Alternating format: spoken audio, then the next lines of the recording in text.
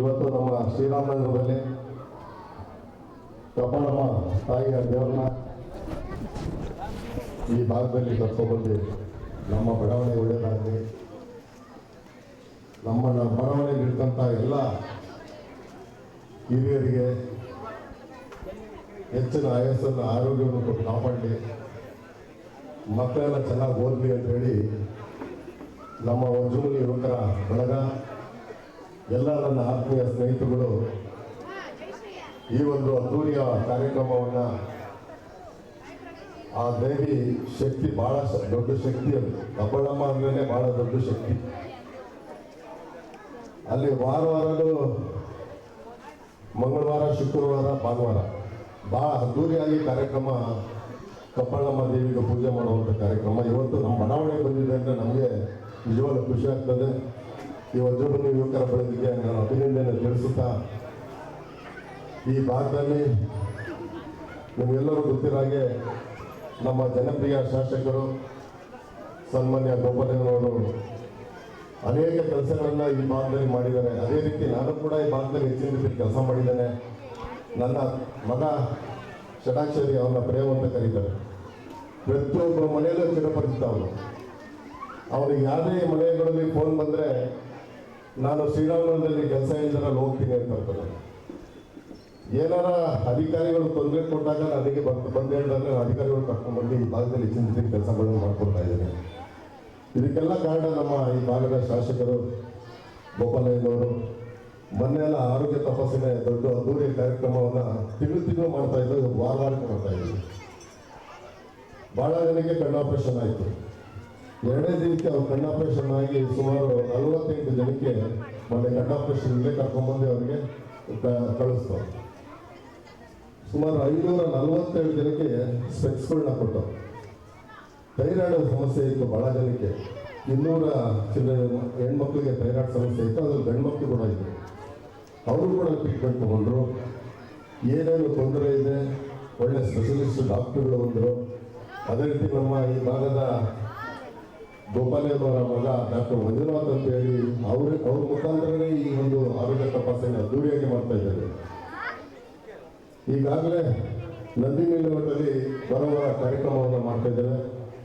ಆಮೇಲೆ ಕುರುಬಳ್ಳಿ ಆತ್ರೇಯ ಸ್ಕೂಲು, ಹಾಗೆ ನಮ್ಮ ರಾಜ್ಕುಮಾರ್ ಇಲ್ಲಿ ನಾವು ಏನು ಅಡ್ವರ್ಟೈಸ್ ಮಾಡಿದ್ದೀವಿ ಆ ಭಾಗದಲ್ಲಿ ಮಾಡಬೇಕು ಅಂತಿದ್ದೀವಿ. ಈ ಭಾಗಕ್ಕೆಲ್ಲ ಮತ್ತೆ ಬಂದು ಎಲ್ಲ ಮನೆಗೂ ಕರೀತಾರೆ. ಮನೆ ಕರೆದಿಲ್ಲ, ಭಾಳ ಜನ ಬಂದಿದ್ರು ಅಲ್ಲಿಗೆ. ಇಲ್ಲಿ ಮಾಡಬೇಕು ಅದ್ದೂರಿಯಾಗಿ ಅಂತೇಳಿ ಉಚಿತ ಕಾರ್ಯಕ್ರಮವನ್ನು ಆರೋಗ್ಯ ತಪಾಸಣೆಯನ್ನು ಈ ಭಾಗದಲ್ಲಿ ಮಾಡ್ತಿದ್ದೇವೆ. ನಾನು ಕೂಡ ಗೋಪಾಲಯ್ಯವರು ಕೂಡ ಮನೆಯಲ್ಲಿ ಬರ್ತಾರೆ, ಬಂದು ಎಲ್ಲರ ಕಡೆ ದಯಮಾಡಿ ಆ ಕಾರ್ಯಕ್ರಮದಲ್ಲಿ ಎಲ್ಲ ಭಾಗವಹಿಸ್ಬೇಕು ಅಂತೇಳಿ ಕೇಳ್ಕೊಂತ ಒಂದು ಮಾತ್ರ ಹೇಳಕ್ಕೆ ಇಷ್ಟಪಡ್ತೇನೆ. ಮುಸಲ್ಮಾನರು ಸಾಬ್ರು ಮಸೀದಿಗೆ ಹೋದರೆ ಅವರು ಟೋಪಿ ಹಾಕೊಂಡು ನಮಾಜ್ ಮಾಡ್ತಾರೆ. ಚರ್ಚ್ಗೆ ಶಿಲ್ಪೆಯನ್ನು ಅಂದರೆ ಯೇಸುವಿನ ಶಿಲ್ಪೆಯನ್ನು ಧರಿಸಿ ಅವರು ಚರ್ಚ್ಗೆ ಹೋಗ್ತಾರೆ ಪೂಜೆ ಮಾಡೋದಕ್ಕೆ. ನಮ್ಮ ಹಿಂದೂಗಳು ನಾವೇನು ಮಾಡ್ತೀವಿ ಅಂದರೆ ಎಲ್ಲ ಕಡೆ ಪೂಜೆಗೆ ಹೋಗ್ತೀವಿ, ಬೊಟ್ಟಿ ಕೊಡೋದಿಲ್ಲ. ನಮ್ಮ ಸನಾತನ ಧರ್ಮ ಹೆಂಗುಳಿಬೇಕು, ಹಿಂದುತ್ವ ಹೆಂಗುಳಿಬೇಕು. ಬರೀ ಮೋದಿಯವರು ಮಾತ್ರ ಓಡಾಡ್ಬಿಟ್ರೆ ಆಗೋದಿಲ್ಲ. ನಾವು ಹಿಂದೂಗಳು ಹಿಂದುತ್ವವನ್ನು ಉಳಿಸ್ಬೇಕು. ಹಿಂದುತ್ವ ಉಳಿಸ್ಬೇಕಂದ್ರೆ ನಾವು ಎಲ್ಲಿ ಪೂಜೆ ಮಾಡ್ತೀವಲ್ಲ ದೇವರ ಬಟ್ಟೆನ ದಯವಿಟ್ಟು ಎಲ್ಲರೂ ಆ ದೇವರ ಬಟ್ಟೆ ಇಟ್ಕೊಳ್ಳಿ. ಆವಾಗಲೇ ಈ ಸನಾತನ ಧರ್ಮ ಉಳಿಯೋದು, ಹಿಂದುತ್ವ ಉಳಿಯೋದು, ನಮ್ಮ ದೇಶ ಉಳಿಯೋದು, ನಮ್ಮ ರಾಜ್ಯ ಉಳಿಯೋದು, ಇಲ್ಲ ನಮ್ಮ ಬಡಾವಣೆ ಉಳಿಯೋದು. ನಾವ್ಯಾವ ಹಿಂದುತ್ವ ಉಳಿಯಲ್ವಾ ಇನ್ನೊಂದು ಜನಾಂಗ ಎದೋಗುತ್ತೆ. ಈಗಾಗಲೇ ನಿಮಗೆಲ್ಲ ಗೊತ್ತಿರೋಂಗೆ ನಮ್ಮ ದುಡ್ಡು ನಾವು ಹಾಕ್ತೀವಿ, ಯಾವ್ದಾದ್ರು ದೇವಸ್ಥಾನಕ್ಕೆ ಕೊಡೋದು ಉಂಡಿಯಲ್ಲಿ ಹಾಕ್ತೀವಲ್ಲ, ಅದು 10% ಇನ್ನೊಬ್ರಿಗೆ ಹೋಗುತ್ತೆ, ಇನ್ನೊಂದು ಜನಾಂಗಕ್ಕೆ ಹೋಗುತ್ತೆ. ಅವ್ರು ಏನು ಮಾಡ್ತಾ ಇದ್ದಾರೆ ಇವತ್ತು, ಆ ದುಡ್ಡನ್ನ ತಿಂದುಬಿಟ್ಟು ನಮಗೆ ಬಾಂಬ್ ಆಗ್ತಾ ಇದ್ದಾರೆ. ಇದನ್ನು ಉಳಿಸ್ಬೇಕು ಅಂದರೆ ನೀವೆಲ್ಲ ದಯವಿಟ್ಟು ಯಾವುದೇ ನಮ್ಮ ದೇವಸ್ಥಾನ ಹಿಂದೂ ದೇವಸ್ಥಾನಕ್ಕೆ ಹೋದರೆ ದಯವಿಟ್ಟು ಬಟ್ಟಿಕೊಳ್ಳಿ.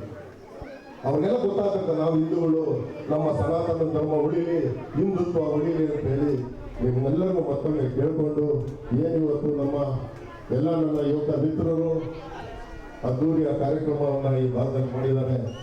ಅವ್ರಿಗೆಲ್ಲರಿಗೂ ಮತ್ತೊಮ್ಮೆ ಅಭಿನಂದನೆ ತಿಳಿಸುತ್ತಾ ವರ್ಷ ಇದೇ ರೀತಿ ಕಾರ್ಯಕ್ರಮ ನಡೆಸಿ ನಿಮ್ಮ ಬೆನ್ನೆಲುಬಾಗಿ ನಾನು ಕೂಡ ನಿಮ್ಮ ಜೊತೆ ಇರ್ತೀನಿ ಅಂತ ಹೇಳಿ ನನ್ನ ನಮ್ಮ ಮೇಡಮ್ ಚೇತನ ಮೇಡಮರು ಹೋಗಿದ್ದಾರೆ ದೇಶದಲ್ಲಿ.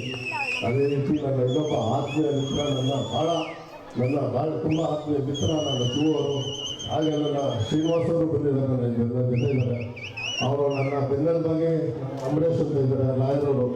ಅವರು ಎಷ್ಟೇ ಕೆಲಸ ಮಾಡಿದ್ರು ನನ್ನ ಜೊತೆ ಯಾವಾಗಲೂ ಕೂಡ ನನ್ನ ಜೊತೆ ಇರ್ತಾರೆ.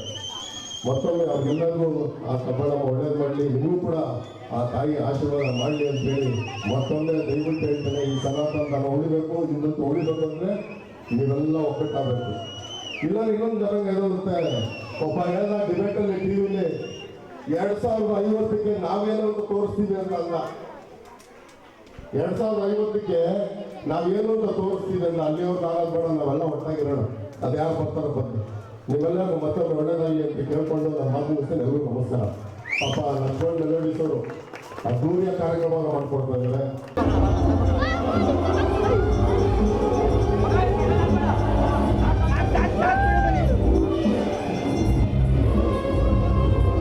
ಸೈಡ್